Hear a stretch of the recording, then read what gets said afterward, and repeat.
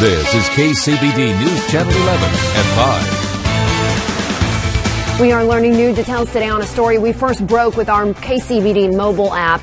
A newborn baby boy is now in foster care after he was found abandoned in central Lubbock. Police say they believe the baby was at least 7 days old.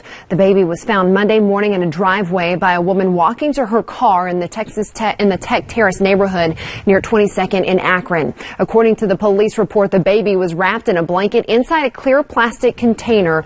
A package of diapers was also found inside the container. Though the baby is safe, Lubbock police say they need the public's help in this investigation. They say the investigation is still very active as detectives continue to speak with neighbors and search for clues as to who left the baby.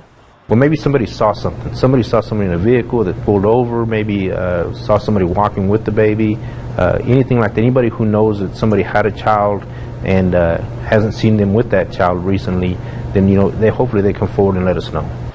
Police say because the newborn was not left at a safe haven, the person responsible could face charges of abandoning or endangering a child. Police urge anyone with information to call Crime Line at 741-1000. Right now, a bicyclist is in the hospital after he was struck by a truck. It happened just after 10 o'clock this morning near 22nd in Akron. We're told the bicyclist ignored a stop sign and collided with the truck at the intersection. The bicyclist was taken to Covenant. No word on his condition at this time. Right now, Hurricane Matthew, the strongest Atlantic hurricane in nearly a decade, is inching closer toward the U.S. after delivering a devastating blow to Haiti. So far, the storm has claimed 11 lives in the Caribbean. Right now, hurricane warnings have been issued all across Central Florida as Matthew gets closer to the coastline. But for now, it's still sunny and dry there. This is the calm before the storm, but by this time tomorrow, that dynamic will change. With the storm going up our coast, a small deviation from this track could mean a catastrophic change along Florida's east coast. We have to prepare for a direct hit. Following South Carolina's governor's evacuation order yesterday, more than 250,000 people have been told to leave immediately, and the rest of the state's coastline is now on notice to evacuate tomorrow. In South Carolina, bumper-to-bumper traffic lines the interstate out of Charleston and surrounding areas. Now hundreds of buses are being moved in to help people get to safety. I want to make sure that everybody is paying attention to your local officials. If there is an evacuation order in your community, you need to take it seriously. To put this hurricane in perspective, it now covers an area larger than the state of Texas. While its path for now is still parallel to the East Coast, there is still a possibility it could move west, and that could change things in Florida dramatically. But for now, all eyes are on Matthew to see where he goes. Take a look at an out-of-this-world view of this storm. The International Space Station flew over the Category 3 hurricane this afternoon. Matthew is packing winds of up to 120 miles per hour as it heads toward the Bahamas this afternoon. And right now, the harbor at Port Canaveral, Florida is closed. All ships and fishing boats will not be able to enter or leave the harbor until the storm passes and the order is lifted. Evacuations are also underway for campers and businesses up the coast to the Carolinas. Looking at the forecast, we're not even going to mess around. We just decided to buy plywood and just start battening down the hatches. This is the first time since 2004 that Port Canaveral has been shut down due to severe weather. Several U.S. airlines have waived flight fees because of the storm. American, Delta, United, and JetBlue added certain U.S. destinations to their change fee waivers. It was previously limited to Caribbean airports. Generally, the change fee waivers allow customers to make a change to their itineraries without paying extra charges. Airlines will likely issue waivers for more U.S. airports as Matthew continues to get closer. Texas Tech University's wind scientists are heading to the storm as it approaches the U.S. This is a live picture from what they're seeing right now. Tech's hurricane research team travels to these devastating storms to learn more on how to lessen the effects of hurricanes on life and property. And while we won't see any effects from Matthew here at home, a storm from another part of the country is bringing a drop in temperature soon. Carrie's in for John. He joins us from the First Alert Forecast Center with more on that storm. Carrie. Well, Christy, we do have opportunities for showers and storms locally, and we're taking a look at Matthew first because that is such a powerful hurricane. As you can see, it is a Category 3 right now. Thanks so much, Carrie. And to stay up to date with the latest on Matthew and the weather here at home, download the KCBD Weather app. Just search KCBD in your app store. If you already have the app, don't forget to update it. Police in Charlotte, North Carolina have released the full dash cam and body cam footage of last month's police-involved shooting that led to the death of Keith Scott. Scott's family watched the video after asking for it to be publicly released for weeks. Officers can be heard telling Scott to drop the gun several times. The attorney for Scott's family says it's still unclear if Scott was holding a gun or not. What you see on the footage that was released this evening by CMPD is a perfect example of why law enforcement has to be sure before they pull the trigger, and why the use of deadly force has to always be a last resort and not a first resort. Attorney Justin Bamberg said the question still remains whether the shooting was justified.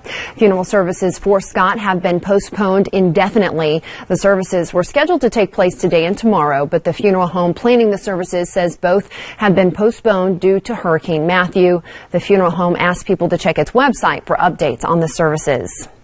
Now to new developments in the New Jersey train crash investigation. The NTSB is now analyzing the data and video recorders from the control car. Investigators say the recorders should contain speed and braking information. Agents are also examining the engineer's cell phone, which they said was in a backpack in the train's cab. We will look to see if the cell phone has any information that pertains to the time period during the accident. This day and age, with all these types of devices, we look to see if those are in place or being used at the time of the accident. One woman died and more than 100 others were injured when the train crashed into a platform in Hoboken. A lawsuit is moving forward over those credit card chip readers that you see at some stores. A judge is allowing small businesses to sue major credit card companies for forcing them to use the chip readers. Businesses say the machines are expensive and don't fully protect them from fraud. They also accuse credit card companies of penalizing them if they don't upgrade. Credit card companies, banks, and major retailers came up with the terms for businesses to use the chip readers. If the lawsuit does become a class action suit, 8 million small businesses could make the lawsuit a $6 billion case. As part of Hispanic Heritage Month, Dr. Laura Cavazos will be signing copies of his book here in about 30 minutes here in Lubbock. Dr. Cavazos was the 10th president of Texas Tech and also served as a U.S. Secretary of Education. The book signing is at 5:30 today in the Southwest Collections Library. The running mates are back on the trail after last night's debate, but what are the candidates saying about their performance? And Yahoo is back in the spotlight, this time for spying on emails. Plus, some Nissan cars are being investigated by the federal government. And Carrie will have the latest on the storm that's coming down from the Midwest. In the race for the White House, a quickie poll found Republican Mike Pence won last night's vice presidential debate. But more important is how that clash might affect the Hillary Clinton and Donald Trump race, with their next debate just 4 days away. Steve Handelsman has more on the fallout from last night's clash. And you're going to see more attacks on Donald Trump before Election Day. Libertarian vice presidential nominee William Weld says he plans to exclusively spend the next 5 weeks targeting Trump. It's a big shift in his mission since promising to do all he could do to help elect his running mate, Gary Johnson. Two senior Democrats tell CNN that former Vice President Al Gore will hit the campaign trail for Hillary Clinton in the coming weeks. Democrats are hoping that Gore, who served in the White House with President Bill Clinton from 1993 to 2001, can help Clinton appeal to the millennial voters who are concerned about climate change. They're also hoping Gore can make the case that voting for a third-party candidate can have lasting consequences. Gore announced in July that he would be voting for Clinton. New concerns over internet privacy. A new report says Yahoo secretly searched every incoming email at the request of the U.S. government. A Reuters news agency report says Yahoo, one of the world's largest email service providers, scanned hundreds of millions of incoming messages looking for a specific term last year. Yahoo says it complied with a secret court order and is a law-abiding company. Well, the news is troubling. This is precisely the type of mass surveillance that gave rise to so many objections here in the United States, and of course also in Europe. Documents leaked by Edward Snowden revealed that the NSA searched emails for terms connected to terrorism, but Reuters says Yahoo, not the NSA, was doing the search last year. Yahoo started encrypting email traffic last year, making it impossible for the government to read. A National Security Agency contractor has been charged with illegally removing highly classified information. Prosecutors say Harold Martin III stored the material here in his Maryland home and in his car. The FBI arrested Martin in August after agents say he admitted to taking government secrets. His attorney says Martin, a former Navy lieutenant, never intended to betray his country. Some drivers may want to think twice before slamming the car door. Listen to this. U.S. safety regulators are investigating complaints that side airbags on some Nissan Versas can inflate if the driver or passenger doors are shut too hard. The National Highway Traffic Safety Administration says the probe covers about 155,000 cars from the 2012 model year. Nissan says it's also investigating the issue and is working with safety regulators. You may have noticed road work has caused traffic to back up on Loop 289 near University over the past few months. We spoke with TxDOT today, who tells us they're working to get that area cleared up. According to TxDOT, there is pavement damage where parts of the road buckled this summer. They say they blocked the road off for safety purposes because the pavement is jutting out toward traffic. TxDOT is now working on getting a contract to do the repairs, but right now they don't know when the road will be fixed, and the lane will remain closed until those repairs are complete. And starting today, crews will begin maintenance work on 98th Street near Salisbury Avenue. Eastbound 98th will be down to one lane as workers replace the pavement there. The road work should take about 1 week to complete, weather permitting.